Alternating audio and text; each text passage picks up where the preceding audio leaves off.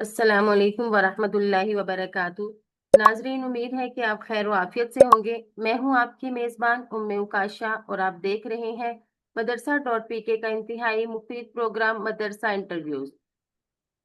علمی رسوخ کی ترویج کی خاطر علمی شخصیات کے انٹرویوز ریکارڈ کیے جاتے ہیں تاکہ ہم بھی ان کی زندگی سے فائدہ حاصل کر سکیں۔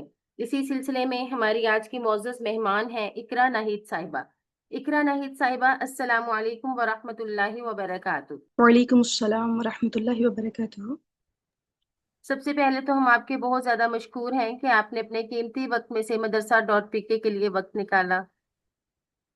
اب ہم اپنے انٹرویو کی ابتدا آپ کے ابتدائی تعارف سے کرنا چاہیں گے۔ آپ ہمیں بتائیں کہ آپ نے ابتدائی تعلیم کہاں سے حاصل کی اور آپ کا آبائی علاقہ کون سا ہے؟ میری تعلیم کا جو آغاز ہے، چونکہ میرا تعلق گجرات سے ہے، اور گجرات کا ایک علاقہ ولیج ہے پنڈی ہسنا، وہاں پہ الحمدللہ پیدا ہوئی، اور وہیں قریب ایک سکول میں نے تعلیم حاصل کی۔ پھر میں آئی کام کے لیے سٹی ایریا میں گئی، وہاں پہ میں نے کالج میں آئی کام کیا۔ تو جب وہاں پہ گئی تو اللہ رب العزت نے زندگی کو کسی اور طرف لے کے جانا تھا۔ سم ٹائم ہماری سوچ کچھ ہوتی ہے، لیکن اللہ تعالیٰ ہمیں کہیں اور لے کے جانا چاہ رہے ہوتے ہیں۔ تو بس وہاں پہ میری لائف میں کچھ ایسا ہوا کہ جس نے میری پوری زندگی کو بدل دیا، اور وہیں سے یو ٹرن لیا، مدارس کی طرف آئی، مختلف مدارس سے تعلیم حاصل کی۔ چونکہ جو گھرانہ تھا ایک روایتی گھرانہ جیسے ہوتے ہیں کہ والد محترم گورنمنٹ کی جاب کرتے تھے، بہن بھائی سارے اسکول کالجز میں پڑھتے تھے، تو پتہ نہیں تھا کہ اسکول آف تھاٹس کا بھی جسٹ ایک اس گھرانے میں پیدا ہوئے جہاں کے بس یہ کہا جاتا ہے کہ ہم مسلمان ہیں، عقائد کیا ہیں، پرائورٹیز کیا ہیں، اس حوالے سے آگاہی نہیں تھی۔ تو سب سے پہلے میں گجرات میں ہی ایک مدرسہ ہے اہل حدیث اسکول آف تھاٹ، وہاں پہ گئی۔ چونکہ بچپن سے ایک سوچ ملتی آ رہی تھی میلاد شریف میں وہ ختم دلانا، پھر 10 محرم کا ختم دلانا، یہ ساری چیزیں۔ تو جب ایک نئی جگہ پہ گئی نا، تو ایک اندر کشمکش شروع ہو گئی، ایک جنگ سی شروع ہوئی، یہ کیا ہے؟ وہ حقیقت تھی، یہ حقیقت ہے۔ وہاں پہ بیٹھے میں نے ایک دن جب مزید اندر کشمکش شروع ہوئی تو میں نے ایک بات کی کہ میں نے سب اسکول آف تھاٹس کو پڑھنا ہے، اور جہاں سے مجھے اطمینان ملا اور مجھے لگا کہ بس میرے لیے اللہ رب العزت نے اسی راہ میں فیض رکھا ہے تو میں نے اس پہ چل پڑنا ہے۔ وہاں سے پھر نکلے اور لاہور جامعہ اشرفیہ ماڈل ٹاؤن، وہاں پہ میں نے اپنی تعلیم مکمل کی۔ پھر اس کے بعد اسلام آباد جو لال مسجد کے نام سے مدرسہ تھا، ابھی جامعہ سمیہ کے نام سے ہے، وہاں سے پڑھا۔ پھر زندگی کسی اور طرف لے گئی، اور جب شادی ہوئی تو جو تھے میرے ہسبینڈ وہ اہل سنت اسکول آف تھاٹ سے تھے، تو وہاں پہ پھر اللہ تعالیٰ نے اور طرف لے کے جانا تھا، اور کرتے کرتے ابھی یہاں تک پہنچے ہیں کہ الحمدللہ الحمدللہ۔ ادارہ ہے چونڈا میں،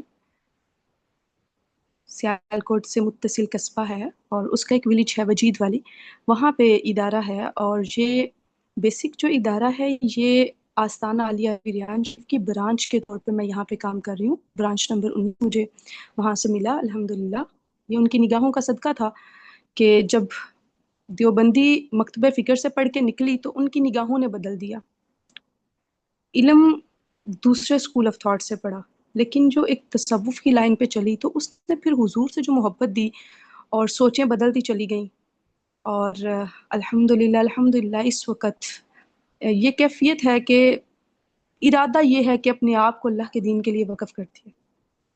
تو یہ میرا تھوڑا سا تعارف تھا جو مختلف راستوں سے ہوتا ہوا ابھی بھی بس منزل کی جانب گامزن ہے۔ ماشاء اللہ، بہترین۔ اللہ تعالیٰ آپ کو مزید ترقی عطا فرمائے۔ اور اب آپ تعلیمی شعبہ جات میں کون کون سی خدمات سر انجام دے رہی ہیں، اس پہ بھی تھوڑا روشنی ڈال دیجیے۔ جی، تعلیمی شعبہ جات میں الحمدللہ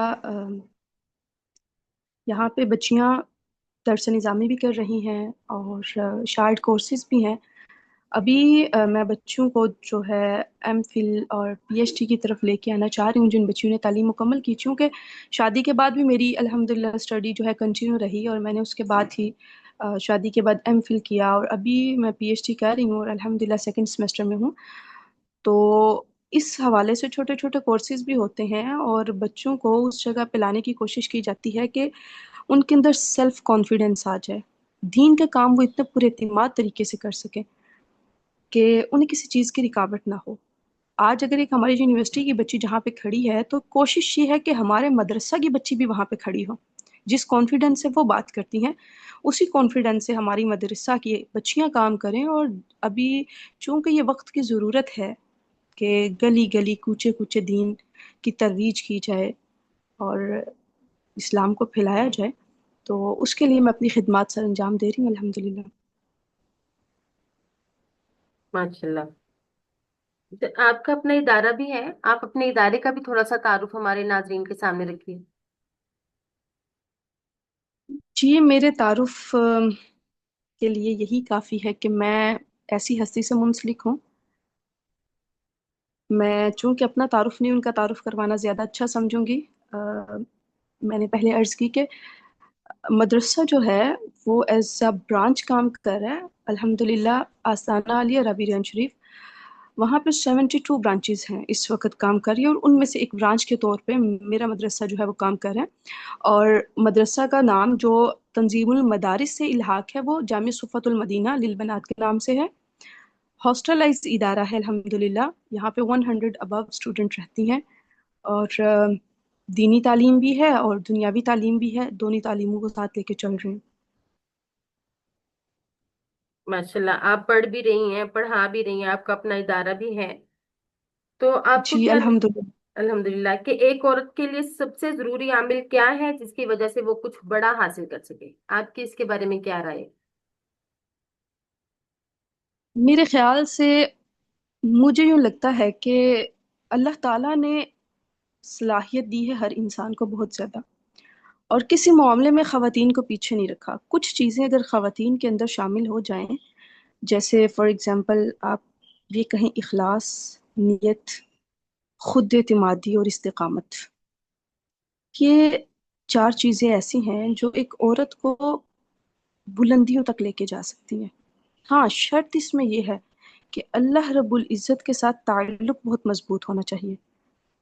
اللہ تعالیٰ قرآن پاک میں سورہ عنکبوت میں فرماتے ہیں والذین جاہدوا فینا لنہدینہم سبلنا، کہ جو لوگ ہمارے راستے کے لیے جہد کرتے ہیں تو اللہ تعالیٰ اسے ضرور بھی ضرور راستے دکھاتے ہیں اور ہدایت کے راستے دکھاتے ہیں۔ اور ایک عورت بہت کچھ کر سکتی ہے معاشرے میں، اگر ہم صرف کتب تاریخ کو پڑھیں تو یہ چیز ہم پہ عیاں ہوتی ہے کہ جب حضور علیہ صلاۃ والسلام پر پہلی وحی نازل ہوئی تو وہ پہلی خاتون ہی تھی، حضرت خدیجۃ الکبریٰ رضی اللہ تعالی عنہا، جنہوں نے اپنا سب کچھ آقا دو جہاں صلی اللہ علیہ وآلہ وسلم پہ وار دیا اور استقامت کا پہاڑ بن کے آپ کے ساتھ کھڑی رہی۔ اسی طرح قرآن پاک اگر ہم پڑھیں تو اس میں حضرت مریم علیہ السلام، حضرت آسیہ علیہ السلام اور صحابیات کو اگر دیکھیں تو ان میں بھی بہت سے نام ایسے ملتے ہیں، تو اس میں جو بیسک چیز تھی وہ استقامت تھی۔ اگر آپ میں استقامت ہے، اخلاص ہے، للہیت ہے، تو آپ کچھ بھی کر سکتے ہیں۔ حضرت شیخ عبد القادر جیلانی رحمۃ اللہ علیہ آپ فرماتے ہیں کہ اگر ارادہ مضبوط ہو اور نیت خالص ہو تو غلامی میں بھی انسان سلطنت قائم کر سکتا ہے۔ اور ابن قیم رحمہ اللہ وہ اپنی کتاب ہے اس میں فرماتے ہیں کہ اخلاص وہ کنجی ہے جو ہر بند دروازے کو کھول دیتی ہے۔ خواتین کے اندر مضبوطی بہت اہم چیز ہے۔ آپ کسی کی وجہ سے اپنی سوچ نہ بدلیں، اپنا راستہ نہ بدلیں، جب ایک دفعہ ارادہ کر چکے بس اس کے اوپر قائم رہنا سیکھ لیں تو سب کچھ کر سکتے ہیں۔ بالکل ایسا ہی ہے۔ اچھا، آپ نے ماشاءاللہ اتنی ترقی کی، اتنا جو ہے اتنی محنت کی، تو آپ کو کیا اس ترقی کے سفر میں کوئی رکاوٹ بھی پیش آئی؟ رکاوٹیں تو پیش آتی ہیں، جب بھی آپ سفر کرتے ہیں نا تو آپ کو مسائل تو بنتے ہیں، बिल्कुल। اور وہ مسائل مختلف قسم کے ہوتے ہیں. کبھی سماجی دباؤ ہوتا ہے، کبھی وسائل کی کمی ہوتی ہے، کبھی وقت آپ کو چیلنجز دے رہے ہوتے ہیں. لیکن ان رکاوٹوں کو عبور کیسے کرنا ہے؟ اگر تو ہم ان رکاوٹوں کو دیوار سمجھ بیٹھیں گے تو ہم آگے نہیں بڑھ سکیں گے، اور اگر ہم ان کو زینہ سمجھیں گے تو پھر ہم بلندیوں پہ چڑھتے چلے جائیں گے. تو رکاوٹیں آئیں، لیکن الحمدللہ اللہ رب العزت نے استقامت عطا فرمائی. اور ایک اساتذہ کا دیا ہوا سبق تھا جو ہمیشہ کانوں میں گونجا کرتا تھا. وہ فرمایا کرتے تھے کہ ایک دفعہ اس راستے پہ چل پڑے ہو نا تو بس چلتے جانا ہے. اور پھر حدیث مبارکہ میں بھی ہے، چل پڑے ہو تو پھر چلتے رہو، اور اگر تھک بھی جاؤ تو سینے کے بل گھسٹ گھسٹ کے چلو. جب ہم قرآن و حدیث پڑھتے ہیں تو استقامت خود ہی ملتی چلی جاتی ہے. وہ بنی اسرائیل کے شخص کا واقعہ جس نے 100 قتل کیے، اور پھر میں اختصار کے ساتھ اس کو بیان کروں گی. تو توبہ کی دل میں ایک امید پیدا ہوئی نا، تو جب توبہ کی امید پیدا ہوئی تو وہ ایک راہب کے پاس گیا، جا کے پوچھا مجھے بتاؤ کہ کیا میرے لیے اللہ کی بارگاہ میں بخشش ہے؟ میں تو اتنے قتل کر چکا. تو انہوں نے کہا کہ تیرے لیے بخشش نہیں ہے، اسے بھی قتل کر دیا، اب 100 پورے قتل ہو گئے. تو پھر دل میں ایک تمنا اجاگر ہوئی کہ اللہ کو منا لینا چاہیے. تو پھر کسی کے پاس گیا، اس نے کہا ہاں تو توبہ تیری قبول تو ہو جائے گی، لیکن تو وہاں پہ صلحاء کی بستی ہے، نیک لوگوں کی بستی ہے، اس بستی میں چلا جا. تو یہ حدیث مبارکہ میں الفاظ موجود ہیں کہ جب وہ گیا تو راستے میں اسے موت آ گئی تو وہ سینے کے بل گھسٹ گھسٹ کے چلتا تھا. اور پھر اس کے بارے میں فیصلہ کیا کیا گیا کہ جنت کے فرشتوں سے کہا گیا کہ اس کو تم لے جاؤ. تو جب انسان چل پڑے نا، گر جائے، تھک جائے، تو گھسٹ گھسٹ کے چلتا رہے لیکن پیچھے نہ ہٹے.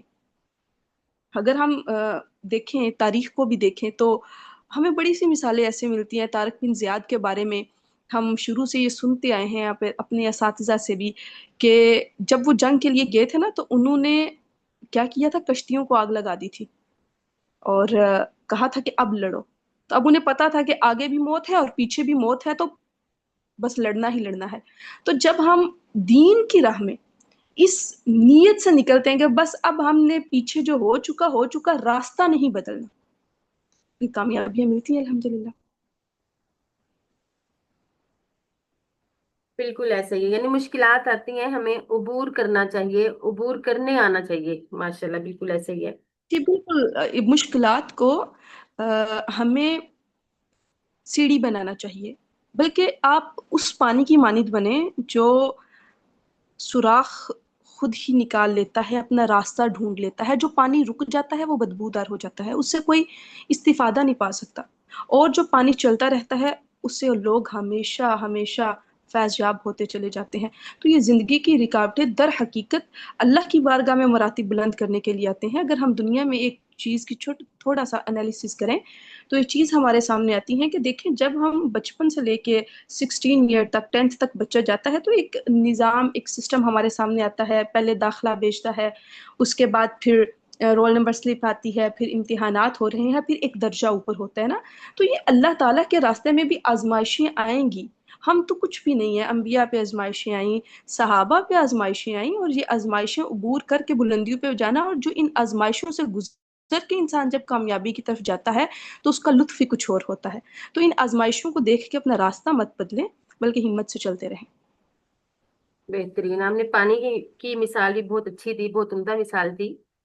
اچھا، آپ نے بھی عصری تعلیم بھی حاصل کی، دینی تعلیم بھی حاصل کی، تو کیا آپ کیا سمجھتی ہیں کہ خواتین کے لیے دینی تعلیم کے ساتھ عصری تعلیم کی بھی ضرورت ہے؟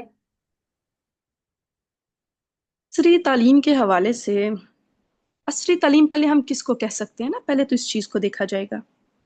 اصل میں میرا ایک نقطہ نظر یہ ہے کہ علم جو ہے نا، تعلیم جسے کہا جا سکتا ہے، جسے علم کہا جا سکتا ہے، علم در حقیقت وہ ہے جو وحی کے ساتھ کنیکٹ ہوتا ہے. جو قرآن اور حدیث کا علم ہے در حقیقت وہ علم ہے، باقی سارے فنون ہیں. ڈاکٹر بن گیا، انجینئر بن گیا، کچھ بھی بن گیا، وہ ایک فن ہے نا، اس کے پاس ایک فن آ گیا. بیسک نالج کیا ہے؟ آپ یہ دیکھیں کہ ایک بندی بہت پڑھی لکھی ہے یا کوئی بھی انسان ہے، ڈاکٹر ہے، آپ اس کو کہہ سکتے ہیں یہ پڑھا لکھا ہے، عالم ہے. جس بندے کی اپنی عبادات درست نہیں، یا اللہ کے ساتھ رابطہ نہیں، تو اس کے بارے میں ہم کیا کہہ سکتے ہیں؟ ہاں، میں یہ ضرور کہوں گی کہ اب عصری تعلیم کہاں سے حاصل کی جائے پہلے یہ دیکھا جائے گا۔ پہلے تک میری بھی یہی سوچ تھی کہ عصری تعلیم بھی ہونی چاہیے اور دنیاوی، دینی اور دنیاوی دونوں تعلیموں کو جو ہے ان کا امتزاج ہونا چاہیے۔ میرے سامنے سے نا ایک اسٹیٹمنٹ گزری ابھی، چونکہ میں سیکنڈ سیمسٹر میں میرا ایک سبجیکٹ چل رہا ہے اورینٹیلزم، مستشرقین کے حوالے سے۔ تو میں جب بھی اس کتاب کو پڑھتی ہوں تو مجھے، یا اس سبجیکٹ کو پڑھتی ہوں تو مجھے یوں لگتا ہے کہ ہم حالت جنگ میں ہیں، اور وہ جنگ کسی تیر کی نہیں، کسی تلوار کی نہیں، وہ نظریات کی جنگ ہے۔ تو عصری تعلیم کس اعتبار سے ہونی چاہیے اور کتنی مقدار میں ہونی چاہیے، میں اس کے اوپر ضرور تھوڑی سی بات کروں گی۔ میں یہ سمجھتی ہوں کہ طالبات کو عصری تعلیم مدارس میں فراہم کی جائے، بجائے اس کے کہ وہ کالجز کی طرف رجوع کریں، یونیورسٹیز کی طرف رجوع کریں، کیونکہ اس وقت جو ماحول بن چکے ہیں وہ ایسے بن چکے ہیں جو آپ کو دین سے دور کرنے والے ہیں۔ چونکہ میں نے کالج کا بھی ماحول دیکھا، آئی کام کیا، فیلڈ ہی چینج تھی، اور اس کے بعد یونیورسٹی کا بھی ماحول دیکھا، لیکن اس کے باوجود بھی میں پرسنلی یہ پسند نہیں کروں گی کہ میں اپنی اولاد کو اس ماحول میں بھیجوں۔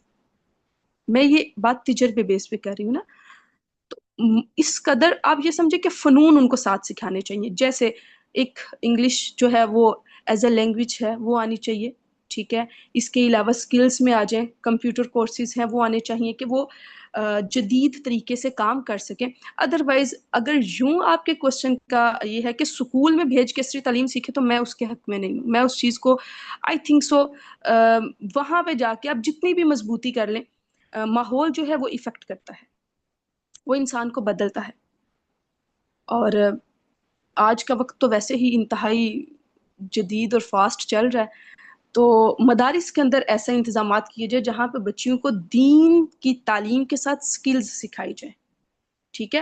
اور عصری تعلیم میں آئی تھنک سو سکلز آ جائیں گی۔ باقی عصری تعلیم میں آپ اگر نصاب کو دیکھیں، ایک مستشرق ہے، اس کا نام جان تکلمی اس کا نام ہے، اور اس کی ایک سٹیٹمنٹ ہے، وہ کہتا ہے کہ جب سٹارٹنگ میں جنگ ہوئی اور انہیں شکست فاش ہوئی، یہودیوں کو، عیسائیوں کو، تو انہوں نے کہا کہ ہم اس طرح مسلمان سے جیت نہیں سکتے، اب ہم ان کو ثقافتی یلغار کرتے ہیں، نظریاتی یلغار کرتے ہیں۔ اب ثقافتی یلغار اور نظریاتی یلغار کے لیے انہوں نے قلم اٹھایا تھا، اور جب قلم اٹھایا تو سکول مختلف بنائے اور مختلف این جی اوز بنائیں۔ ابھی بھی جتنی این جی اوز یہودیوں اور عیسائیوں کے سرپرستی میں چل رہی ہیں، ان این جی اوز کا مقصود خواتین کو حقوق دینا نہیں ہے، ہمیں ایک ایسے دھوکے میں رکھا گیا ہے جس سے ہم خود بھی ناواقف ہیں۔ تو اس میں وہ ایک اپنی اسٹیٹمنٹ دیتا ہے، وہ کہتا ہے کہ ہمیں ان سکولوں کی تعریف کرنا، ان کو اپریسیٹ کرنا واجب ہے جو مغربی طرز کے سکول ہیں، کیونکہ جب یہ مسلمانوں کے بچے ہماری مغربی طرز کے سکولوں میں پڑھتے ہیں، ان کی کتب پڑھتے ہیں، تو ان کے عقائد متزلزل ہو جاتے ہیں، ان کے عقائد کمزور ہو جاتے ہیں۔ اور اگر دیکھا جائے تو آکسفورڈ کے بچہ پڑھ رہا ہے تو ہم اس پہ بڑا فخر محسوس کرتے ہیں۔ ہم اگر ہمارے بچہ کسی بھی بڑی یونیورسٹی سے پڑھ کے آتا ہے، ہم بڑا فخر محسوس کرتے ہیں، لیکن اس کے پس پردہ کتنی بڑی سازش کا ہم شکار ہیں۔ آج مسلمانوں کو تیر اور تلوار سے نہیں مارا جا رہا، نظریات کی جنگ سے مارا جا رہا ہے، اور بیسک ہمارے اندر ایمان ہی تو ہے۔ اور یہی ہمارے بچے جو اسلامی گھرانوں کے ہوتے ہیں، لیکن جب یونیورسٹیوں کا رخ کرتے ہیں اور مختلف فنون کی طرف جانے کی کوشش کرتے ہیں، تو وہ اپنے علم میں کہیں نہ کہیں زہر ضرور ملا دیتے ہیں، جو ہمارے بچوں کے اندر انجیکٹ کیا جا رہا ہے، اور ہمیں اس چیز کا اندازہ نہیں۔ لہٰذا عصری تعلیم جو فنون ہیں وہ مدارس کے اندر رہتے ہوئے بچیوں کو سکھائے جائیں، میں یہ محسوس کرتی ہوں۔ بالکل، یعنی ہمارے مدارس میں اتنی وسعت ہونی چاہیے کہ ایک ہی چھت تلے، ایک صاف ستھرے ماحول میں ہمارے بچوں کو ہنر بھی آئے، فن بھی آئے، تعلیم بھی آئے، سب کچھ مل جائے۔ جہاں اب جی، جی جی بالکل ایسے کہا جا سکتا ہے۔ فنون میں دیکھیں، میٹرک کر لینا، ایف اے کر لینا، بی اے کر لینا، بیسک اصل میں ہمارے درسی نظامی کے سلیبس کا اکثر لوگوں کو پتہ ہی نہیں ہوتا نا، اس کے اندر کیا چیز ہے، اس کے اندر ساری چیزیں ہیں۔ جسٹ ایز اے لینگویج ساتھ وہ کروا دیا جائے، سبجیکٹ کروا دیا جائے، اس کے اندر آپ کمپیوٹر کورسز رکھ لیجئے، اس کے اندر آپ ریسرچ ورک بچوں کو اندر ہی سکھائیں، سوشل میڈیا کا استعمال بتائیں حدود اور قیود کے اندر رہتے ہوئے. اس اتنی سی عصری تعلیم کی میں قائل ہوں پرسنلی. اور میرا یہ ذاتی رائے ہے، اس سے اختلاف کیا بھی جا سکتا ہے، لیکن میری ذاتی رائے یہ ہے. بالکل. تو ہم عالمات جو ہے یہ اپنا اثر و رسوخ بڑھانے کے لیے ہم کیا کر سکتی ہیں؟ معاشرے میں ہم دیکھ رہے ہیں کہ ہم محدود ہوتی جا رہی ہیں، حالانکہ ایسا نہیں ہونا چاہیے. تو آپ کی اس بارے میں کیا رائے ہے؟ اس حوالے سے میں یہ سمجھتی ہوں کہ دیکھیں، علم بے عمل ہو تو زہر ہے قاتل، عمل ہو بے علم تو اندھا ہے سائل. سب سے پہلی چیز انسان کا اپنا کردار ہے. ایک مدرسہ سے پڑھی ہوئی عالمات کا چونکہ آپ نے ذکر کیا، اس میں معلمات بھی آتی ہیں، طالبات بھی آتی ہیں. اس کے اندر اوورال ساری وہ اسٹوڈینٹس جو مدارس میں پڑھتے ہیں وہ شامل ہو جاتے ہیں. تو ایک طالبہ یا ایک معلمہ جسٹ معلمہ نہیں، وہ ایک چلتا پھرتا ادارہ ہے، وہ ایک چلتی پھرتی کتاب ہے. اور جب تک وہ اپنے آپ کو ایسا نہیں بنا لیتے، جیسا کہ حضور علیہ صلاۃ والسلام نے ایک کرائٹیریا دیا نا، ایک معیار دیا، آپ کی سیرت کو پڑھیں، ہمارے لیے آپ کی ذات اقدس جو ہے وہ رول ماڈل ہے. تو اپنے کردار سے ہمیں لوگوں کو متاثر کرنا ہے، اور جب ہمارا کردار اچھا ہوگا تو لوگ اس طرف آئیں گے، اور جب ہمارا کردار ٹھیک نہیں ہوگا تو لوگ اس طرف نہیں آئیں گے. کوئی بھی ہماری ڈگری کو نہیں دیکھتا کہ آپ کی ڈگری کیا ہے، اور آپ کا اپنی شخصیت ہی ہوتی ہے جو کسی کو بدلنے کا سب سے اچھا ذریعہ ہوتی ہے. اور اس کے لیے میں یہی سمجھتی ہوں کہ عمل کے اوپر توجہ دیں. جتنی عمل پہ توجہ دے سکتے ہیں وہی آپ کے لیے بہتر ہے، اور اسی سے آپ کسی کو قائل بھی کر سکتے ہیں اور مائل بھی کر سکتے ہیں. آپ کی فرسٹ جو انٹروڈکشن ہوتا ہے نا، وہ آپ کی پرسنالٹی ہوتی ہے.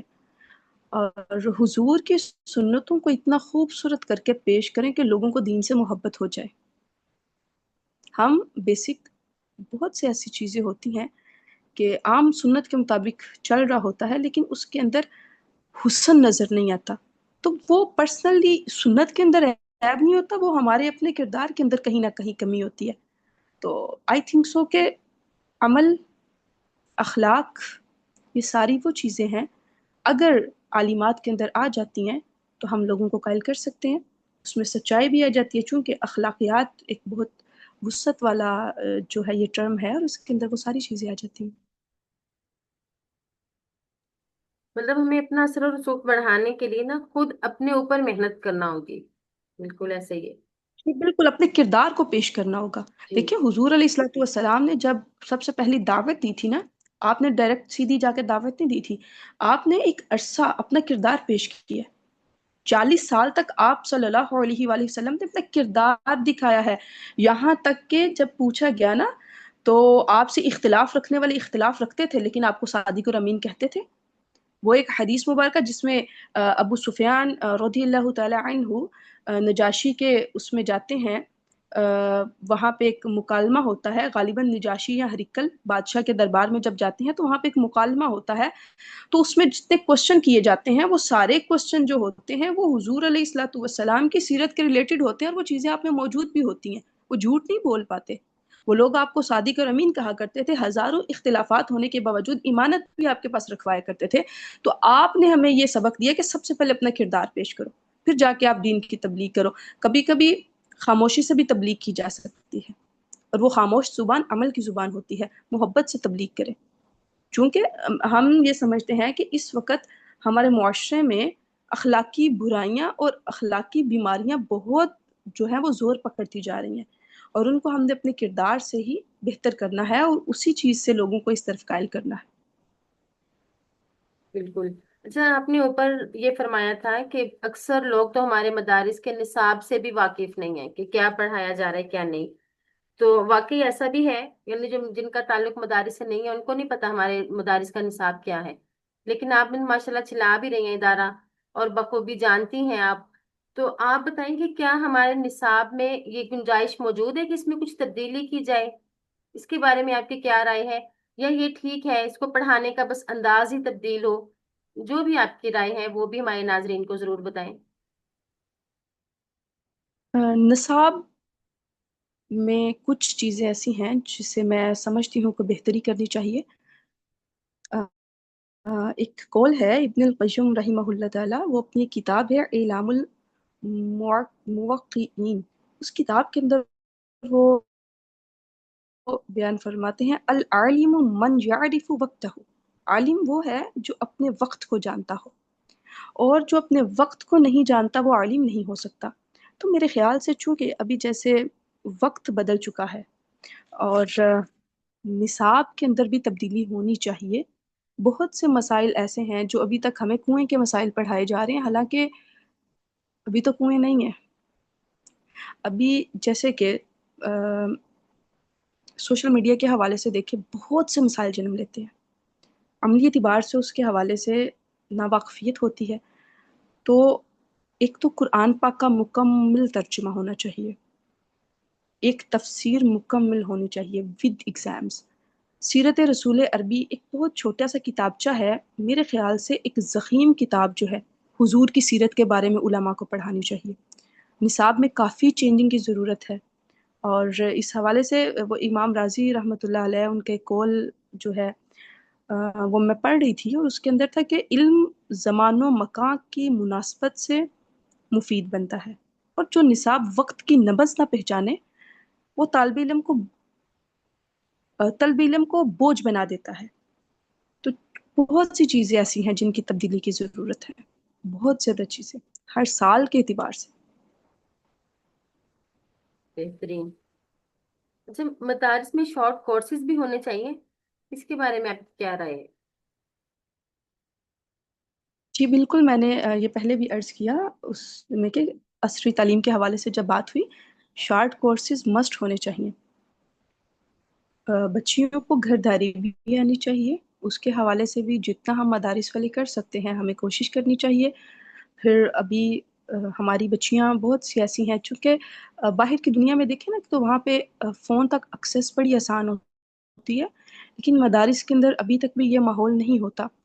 तो उनको बताया जाए कि इसका पॉजिटिव जो यूज़ कैसे करना है, और इसका नेगेटिव यूज़ हमारे लिए क्या नुकसानदा है।